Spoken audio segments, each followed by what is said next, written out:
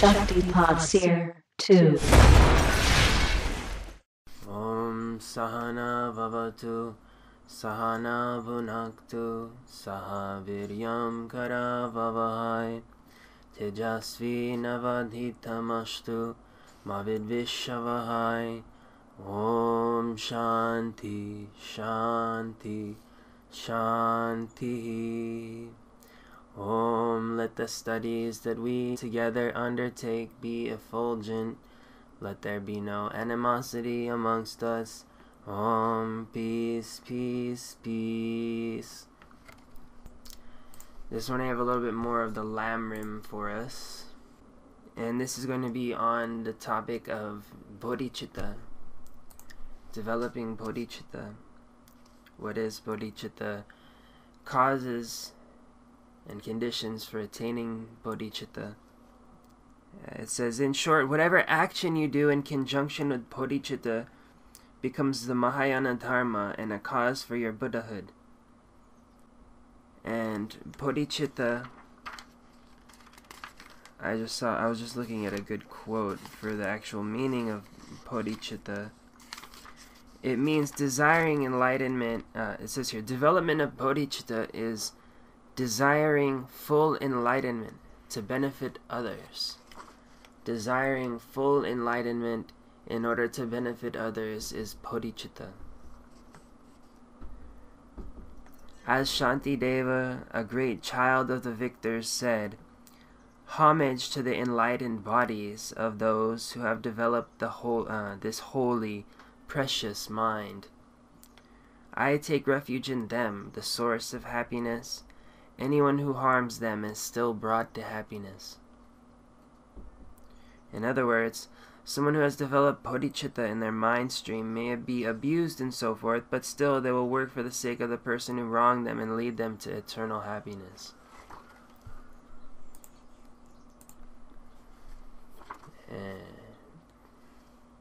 So this even transcends some of the Abrahamic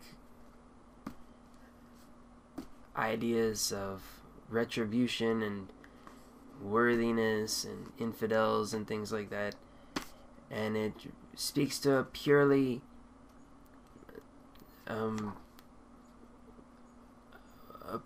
ecumenical, a purely all open, a purely all universal state of consciousness, which is not bound by labels and temporary obscurations of the mind like form and name, nationality, ethnicity, but it speaks to a state of consciousness which is purely equanimous, sees everything with equanimity, because it begins in itself to see itself with equanimity. It doesn't view itself in terms of the part, this or that thing. There's a good Buddhist example of a chariot. Is a chariot the wheel? Is a chariot the horses? Is a chariot the reins? Is a chariot, all of the various parts of the chariot? Which of the part of the chariot is the chariot? Rather, the chariot is a temporary manifestation of the elements that comprise the chariot, which we label as a quote-unquote chariot. But this thing is just a temporary arrangement of parts, just like the body is a temporary arrangement of parts, and we call ourself as that temporary arrangement. Not to imply that there's no you, but that you that you're so used to calling you is a straw man, you're giving it life with your belief in it, delusion. Because that you is going to be worm food one day. One day worms and maggots will eat your body, and you will be in the ground. Where will you be then? Where will you still latch on to that you then, or will you go on to another body? What will you do? And that's why Buddhism seeks to transcend completely attachment to the body by cutting it at the root, which is belief in the individual self which springs from the body and from separation. Again, not that there isn't some kind of self inside of you, and not that you're the same as the whole. I'm not saying either of those things, and neither did any Buddhist philosophers. But the self is what remains when the not-self is emptied. The self will still be there.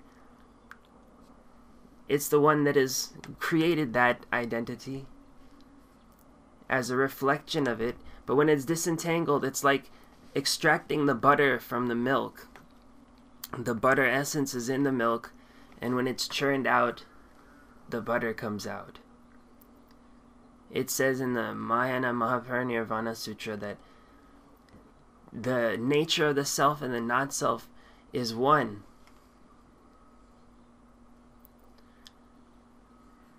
So what remains is that equanimous Bodhichitta, which doesn't see someone just for their form and say, oh, this is this type of person and I don't like them and this is that and that and that. That is a delusion that the whole world is buying into. Just like a dream. It's really nothing more than that. It's like everyone is characters in a dream here. Except they don't know that they're dreaming. But when worms and bugs are eating away your body, will you still cling to your identity? Will you still call yourself Josh or Christina or Sunrita? Will I still call myself James? What will you call yourself when you depart this body? This is definitely tied into the development of Bodhicitta. Because you can't have Bodhicitta if you're identified with this body. This body is not the one that has love. This body has desire, it has hatred, it has animosity, it has delusion, but it doesn't have love. Love is a different body, Anandamaya Kosha, a spiritual body. It's full of wisdom and pleasure. That's the body you should identify with. Identify with that. The Shambhogakaya.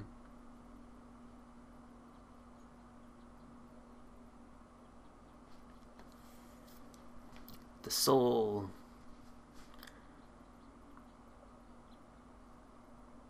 The soul is something which is not different from who you are, but the ignorance of perceiving the body as the soul, of perceiving the body as the self, creates that not self, creates that kind of phantom, that doppelganger, that shadow, which commandeers our life and depletes our life force until it's drained and we have to take another body. That's what happens when the anima takes over. This work is the development of the animus, the development of the positive polar self, the yang self, not the yin self.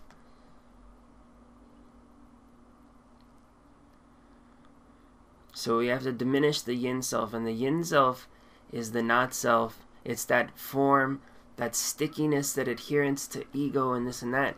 The yang self is luminous and dynamic. So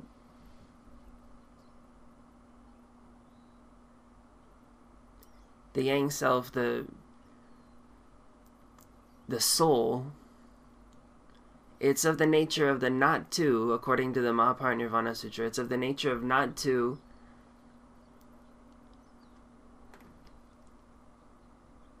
with the actual not self.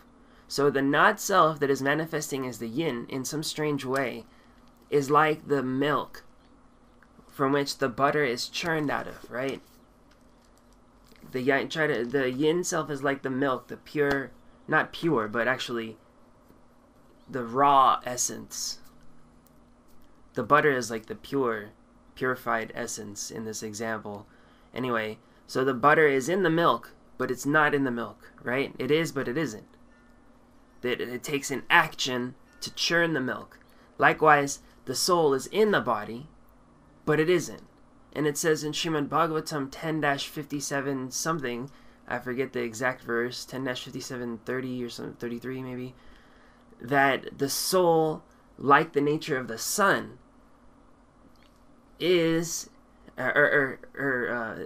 makes contact with and yet doesn't make contact with the effect of sight and what is seen. Maybe I can find the exact quote here. I have a little graphic that I made. The sun never undergoes contact with or separation from insubstantial material objects because the soul never undergoes contact with or separation from insubstantial material objects because the soul is their very origin and illuminator. Thus the soul resembles the sun, which neither comes in contact with or separates from the sense of sight and what is seen. Let me read that again. The soul never undergoes contact with or separation from insubstantial material objects because the soul is their very origin and illuminator. Thus the soul resembles the sun, which neither comes in contact with nor separates from the sense of sight and what is seen. Birth and other transformations are undergone by the body, but never the self, just as change occurs for the moon's phases, but never for the moon. Though the new moon day may be called the moon's death, quote unquote. So this is also a very subtle metaphor. It's trying to illustrate the idea that there's nothing static in this world. The type of static thinking is just our concrete mind, which we're so stuck in all the time. Everyone on this freaking planet. And the Theosophists would tell you that that's the particular level of evolution of the planet and that we're going through the ray of concrete mind and things like this. Personally, I think that's just probably a quality of Manusya existence in the Kali Yuga. As is descending, we become more descended into our lower cognitive faculties. The concrete mind and the abstract mind goes away, which is why that you see less heroes like you had in the Bronze Age was supposedly this age of great heroes according to the Greeks, and previously in the Silver Age and the Golden Age you had like more abstract thinkers and more religious and spiritual people. And so as you go into Kali Yuga, we sink more into the concrete mind where we're only concerned with, direct, immediate things. Like it says that there's a lot of focus on one group of people raiding another group of people's city and tribe and things like that. I was reading about the different ages according to the Greeks recently. Interesting stuff. The Greeks and the Hindus had the exact same system for measuring the cycles. Like literally exact same. Gold, silver, bronze, iron. Although the Greeks included some different, there's like one other age in between the Bronze and the Iron Age called like the Age of Heroes or something. But exactly the same. It's pretty interesting. But yeah, I think that it has more to do with human beings being just lesser, going down in literally in dimensionality, whereas according to the Theosophical model, the concrete mind is the lower part of the third plane. And the abstract mind is the higher part of the third plane, whereas the first plane is physical, etheric, second plane is astral, emotional, third plane is mental. So the lower part of the mental plane, according to theosophical hermetic models and such, is the concrete mind, and above is the abstract mind. Concrete mind, abstract mind, and then further from the abstract mind you start to have the spiritual planes and things like that. So more dense, concrete minded people are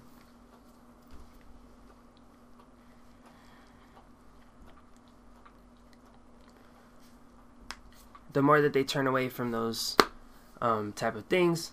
And as I was saying, the more that they look at life in terms of this objectified view, where everything is a static object, you know what I mean? Which is quite different from the Eastern way of looking at things. Whereas Buddhism, they view that everything is impermanent. Nothing stays the same. Everything is changing and shifting. And the Hindu has the view of the cycles, the yugas, and these great, sciences of the chakras and polarity relationships and things like that. What I'm trying to get at here, and what, the example from the Bhagavata Purana with the sun thing. What I'm trying to get at here, and what the Bhagavata Purana is trying to say, the soul never undergoes contact with or separation from its substantial material objects, because the soul is very, very origin and illuminator. Thus the soul resembles the sun, which neither comes in contact with nor separation from the sense of sight and what is seen.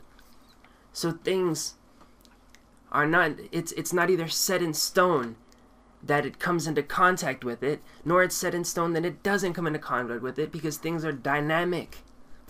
Things exist in a mutual, interdependent, energetic relationship. The earth, the sun, the moon, all the planets, they're constantly pouring out of one another. If you look at models of this toroidal universe, you'll see the suns and the planets, all of the stars are constantly pouring out of the center of the galaxy. That same model is going on. There's an energetic exchange happening at all levels of reality. Nothing stays still. Everything is constantly moving, vibrating as these, as the energy whirls on its axis in this Torus model. Everything is vibrating and moving. Nothing is staying the same. Reality is like instantaneously moving from point to point. And it actually says, Nagarjuna says that in one of his scriptures. He says, reality is instantaneous. So that's what they're trying to get at with this kind of example. Reality is instantaneous. Not touching or not touching. And likewise the soul and its relation to the body is the exact same as the relationship of the sun to the sense of sight and what is seen on the earth.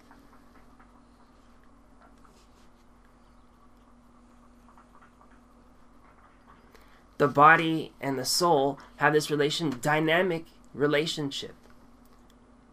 And so in that way, the not self is the milk which is churned by that energetic motion, that whirling, which is really like a churning, and that's why the example of churning is often used for metaphors like this in Hinduism and Buddhism. But anyway, so the body is not stagnant. It's not like, okay, you draw a picture on the friggin' piece of paper and it stays like that for all eternity. That's not how creation is. Creation is an instantaneous flux. Fluxing, everything vibrating, fluxing. Nothing is staying still. That's one of the Hermetic alchemical principles, is that nothing is at rest and everything vibrates.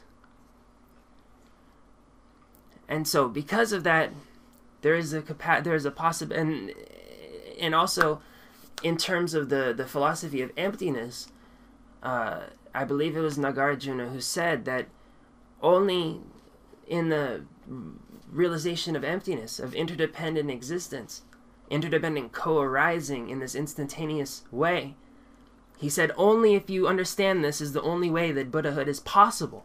Because otherwise we're some blocky, objectified thing cut off from totality. Unless we're not that blocky, objectified thing,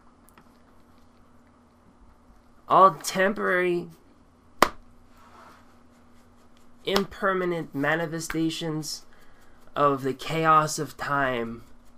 And so they themselves become full of chaos, and they are dragged back into chaos from whence they came, kicking and screaming, soul and all sucked back into chaos, because they worshiped chaos their whole lives.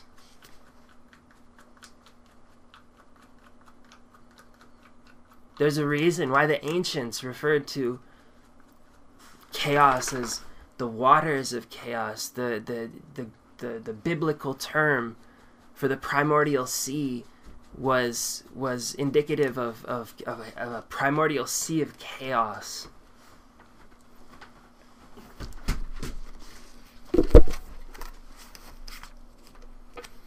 So that's what the not self is.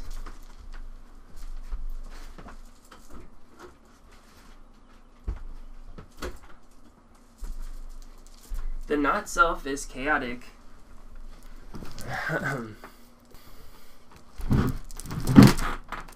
The not self thinks it's stagnant.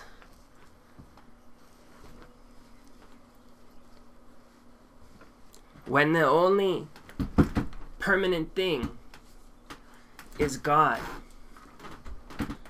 And therefore, vis-a-vis, the only permanent thing in you is the Dharma Dhatu, the Tathagata Garbha, the truth element, the embryo of the thus come one.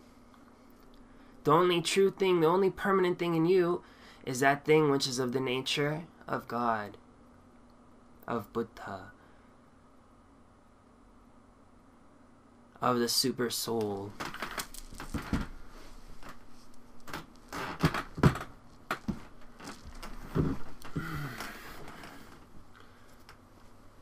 That element of you which is of the soul is permanent. Everything else, not so much. And yet, do we ever fuss about our soul in this life? Hardly ever. Do we love to fuss about our impermanent situation and self and other impermanent things? Oh boy, do we love to fuss about that, because this world is consumed by chaos.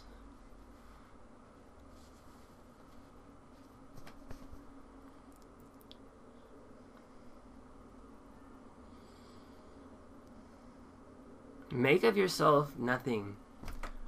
I don't even know who I am. I honestly can't tell you. I can be who I am, but I can't really tell you who I am. I can't even tell you how I got here. I feel like I was born yesterday. I mean, shit, I'm only in my early 20s. I'm practically born yesterday.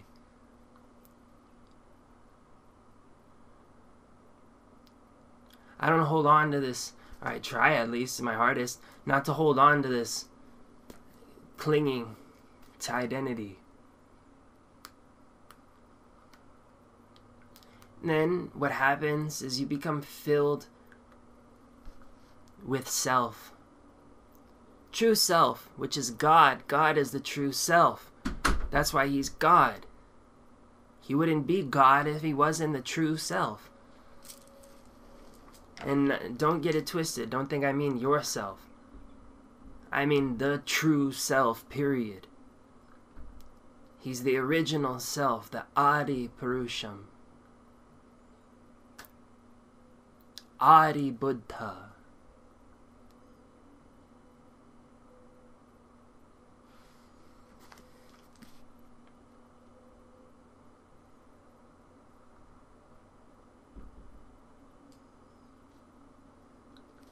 And like I said, since reality is not stagnant, him existing as some stagnant, cut off thing, if that were the case, you wouldn't exist. If it were the case that the primordial man, the primordial Buddha, were cut off, separate, dualistic Bhagawan, then there would be no you. If the causes and conditions were contained in and of himself, and they weren't connected to you and interdependent with you, you wouldn't exist, because you couldn't exist. He couldn't extend himself to manifest, to emanate you. But because he was able to extend himself to emanate you, and I subscribe to the theory of emanation, because I like the way that it stacks in a nice Shankya type of order where you can make a nice little tree and such. And a lot of societies have this view of emanations, whether it's Gnostics also held that view of emanations, and Buddhists, of course, too, Hindus, of course, but the Gnostics also were famous for subscribing to that theory as well in terms of certain beliefs that they had. But anyway, Nagarjuna proves through his just incredible logic that it's impossible for that primordial man to exist independently of you. In other words, you too are the nature of the self and not self, which is the milk and the butter, and the nature of not two. Not to say that you're the exact same thing. The not self is never the same as the self. But it's such that the not self doesn't even really exist. Likewise, your own little unique self doesn't really exist in and of itself, but it exists in and of God and through God, through the Supreme Brahman.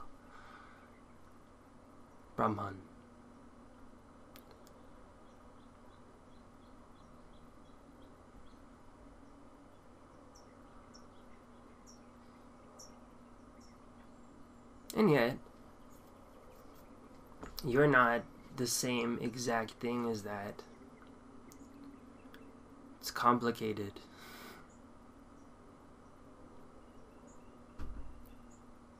But your nature, Prabhupada used to say that Srila Prabhupada used to say that you're one in quality, but not quantity.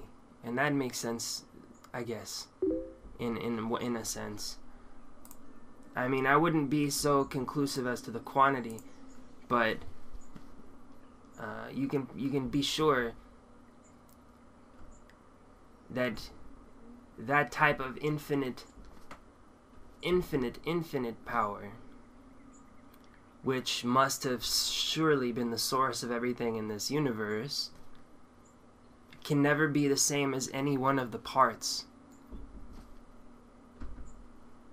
And the parts can never really be the same as the whole. Even though the parts are within the whole, and the parts are the whole,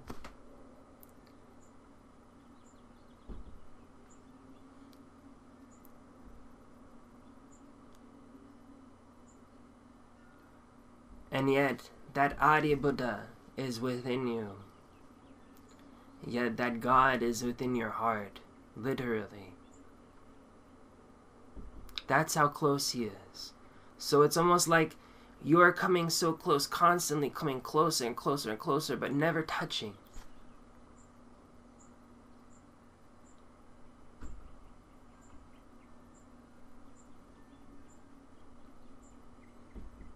I hope that made any degree of sense. But anyway, so when the not-self is put down, the soul exhibits its quality, and that quality is Bodhichitta, which is very similar to Bhakti. As Shantideva, a great child of the victors, said, "Homage to the enlightened bodies of those who have developed the holy, precious mind. I take refuge in them, the source of happiness. Anyone who harms them is still brought to happiness. In other words, someone who has developed bodhicitta in their mind stream may be abused and so forth, but they will still work for the sake of a person who has wronged them and lead them to eternal happiness. In short, whatever action you do in conjunction with bodhicitta becomes Mahayana dharma and a cause for your Buddhahood. Thus, merely meditating on deities or reciting mantras is not the way to carry out effective practice, and you should not do things this way. The Lamram is the basis of an effective practice, and within this, the practice of bodhicitta is mandatory. If lacking bodhicitta, you spend your life on some empty mountain, whatever meditations you do will be merely perfunctory, and you will not get a whit closer to Buddhahood.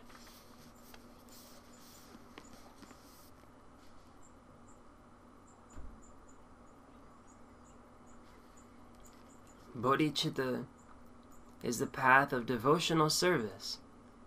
And the Vaishnavas say this themselves. They say that those people who meditate on Brahma constantly, and that's all they do, they don't attain perfection. That's the Vaishnava theory. And here you have the Mahayana Buddhists saying themselves that those type of Buddhists who practice the Hinaya, the lesser vehicle, of just meditating on this or that thing and trying to get enlightenment for themselves, they don't get the real enlightenment. And here's the Vaishnava reason, or theory for why that this happens. It's because the Hinayana vehicle is still attached to karma. You understand what I'm saying? The desire to attain enlightenment is still full of non-enlightenment. And so because you still attach to this dualistic thing of wanting enlightenment for yourself, because, of course, it implies this idea of not having it. So then you come back because you've created karma on yourself, is their perspective, is that you can't end karma. They try to end action completely, but they can't because they've come into it through a negative kind of way. And whereas Vaishnava or Mahayana, either of those dharmas, which is the path of bhakti and service, it's like the post-enlightened state, like the pure state, which is bodhicitta, which is having love for everyone. Complete equanimous mind that doesn't see the not-self, but feels the true self. Understands, knows, becomes the true self, which is that self inside of everybody. Not in a purely monist sense, more in achintya beda abeda sense, inconceivable oneness and difference. That self in you is the same self in every single person. Again, like I said, not in the purely monistic sense that there is only one type of self, but that Atma is the same soul, the same nature. And so, if you meditate on that within yourself constantly, you can't help but to radiate it outwards and to see it in everybody.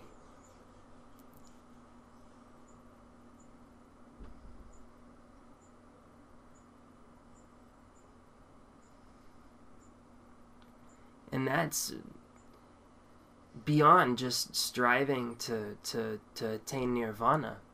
It is. According to Mahayana doctrine, it's beyond just a striving to attain nirvana, which is described as the Hinaya, the lesser vehicle.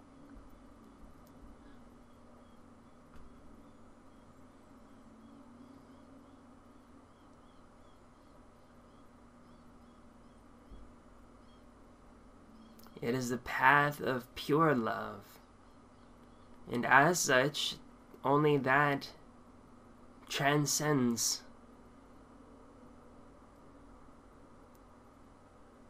karma, transcends desire, transcends suffering, the awakening of the pure compassion within you. It's like the opening of a lotus flower in the sunlight.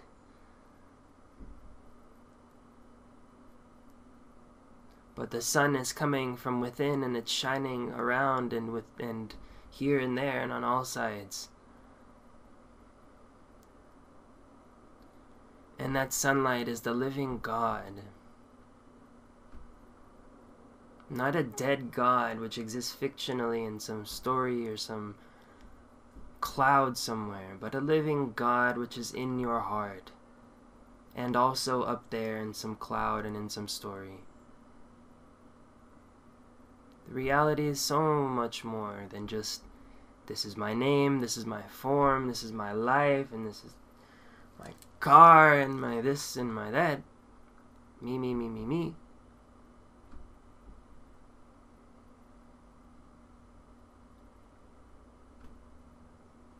But when you start identifying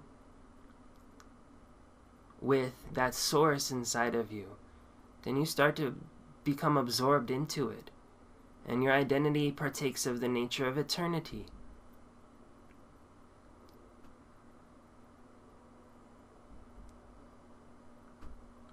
And it doesn't matter that you're in this body or not in this body. You'll transcend that kind of dark, ignorant stuckness, the dream which keeps going on unconsciously, thinking of itself as this or that. And so the reason why I talk so much about that this morning is because I have the intuition and just the knowing that to cut off the root of not bodhicitta is to cut off the delusion of believing that your body is yourself.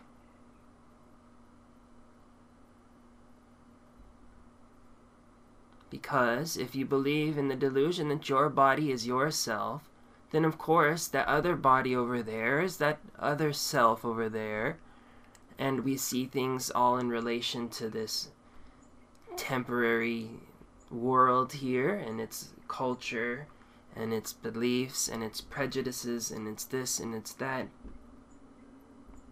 And we all fall victim to it, myself included. Everybody.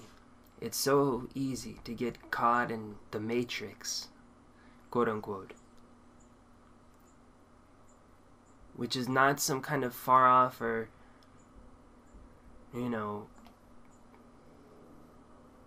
esoteric thing, but it's just simply this world, and the mind, the concrete mind of objectified mind, which sees everything as objects.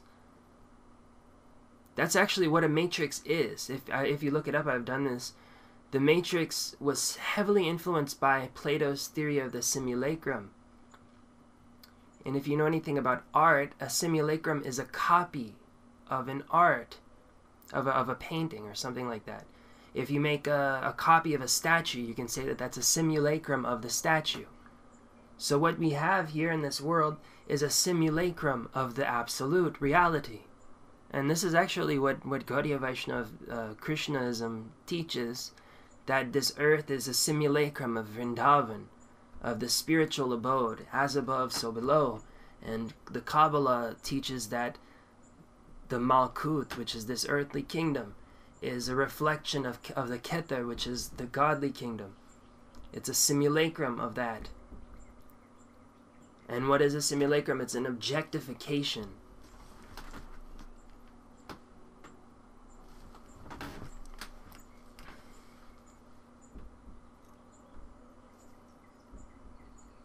It's an objectification of the truth. So be very wary of objectifications of the truth, because the Matrix was based on a book by Jean, I believe her name was Jean Bouillard, about the simulacrum. And Keanu Reeves, I remember reading that Keanu Reeves had to read that book before he starred in the Matrix. Read this book about the simulacrum. It's interesting how Keanu Reeves always plays the Christ figure. It's so strange. It lends some weight to Soundless Dawn on YouTube, his theory about synchromysticism, which he talks about. There is just too much of a coincidence that Keanu Reeves consistently plays like the Christ, the awakening, you know, Buddha. He played the little Buddha. He played Christ. He played Constantine in that one movie, and he plays in The Matrix. And there's so many other examples which I can't think of right now that I've seen. Anyway, be very wary when we start to get into these objectifications. You know, it's like as we leave like satsang, like talking, my mind, it gets drawn back into what's happening around me. That's why I like to close my eyes when I'm talking like this, because I'm not drawn into the objectified world, the simulacrum.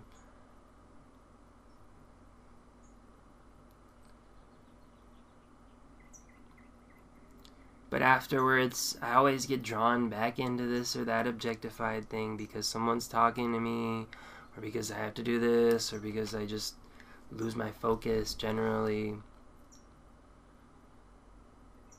And you feel your mind starting to buy back into the body, consciousness, things like that. So be very wary of it. Very aware of it.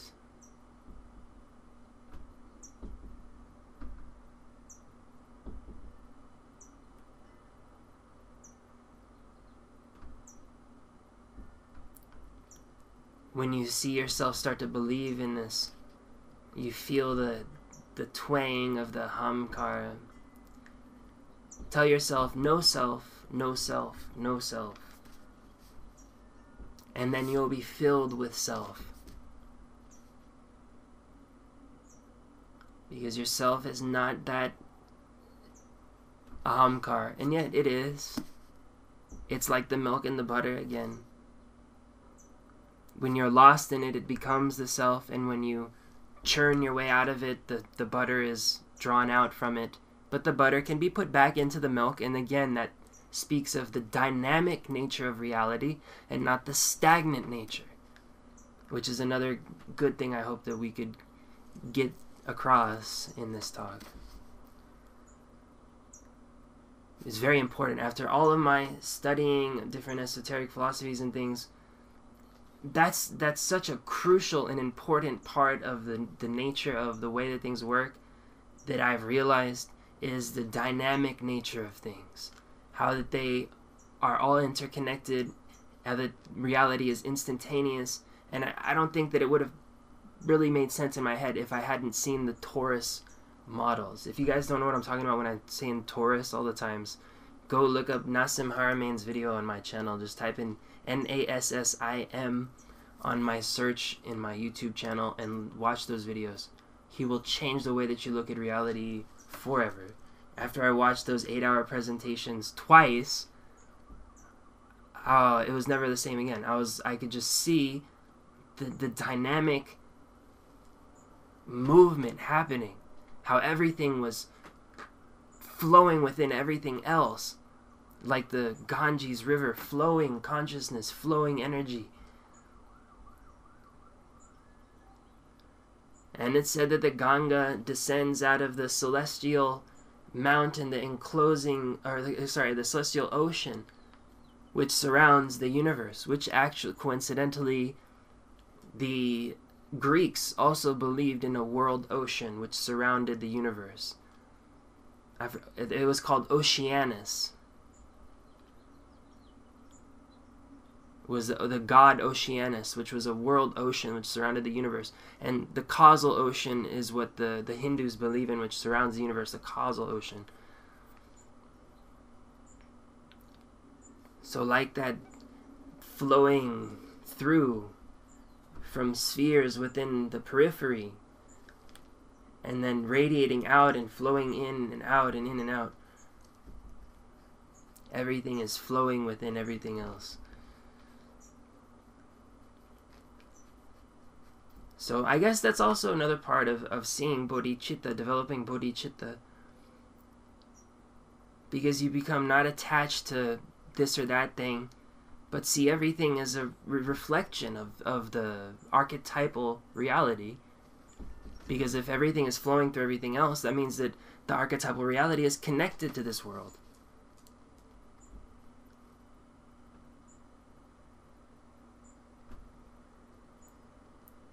And so it says in several Buddhist sutras, you should see this world as a pure land and everyone as gods and goddesses.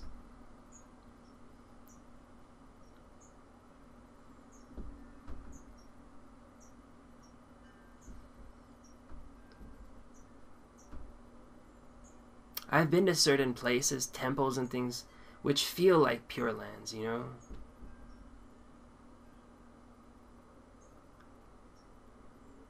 But also, when I'm in a really high state of consciousness and I'm able to you know, when I'm meditating and practicing and doing everything I should be doing, my room feels like a pure land. And people tell me when they come in my room, they feel like this energy and it feels like refreshing and calming and things like that. So many people have told me that.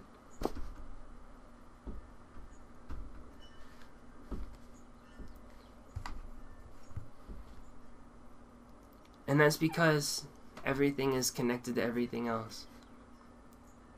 Everything is within the absolute reality. So likewise, all those people over there, they're just rough. They're diamonds in the rough is what they are. They have the absolute reality within them, but it's rough and unpolished. But if we can see that absolute reality within them, then we'll give them respect. We'll give them love. We'll want the desire to help them truly. And so let our meditation be upon the absolute reality in the hearts of ourselves and all human, animal, vegetable, mineral, everything.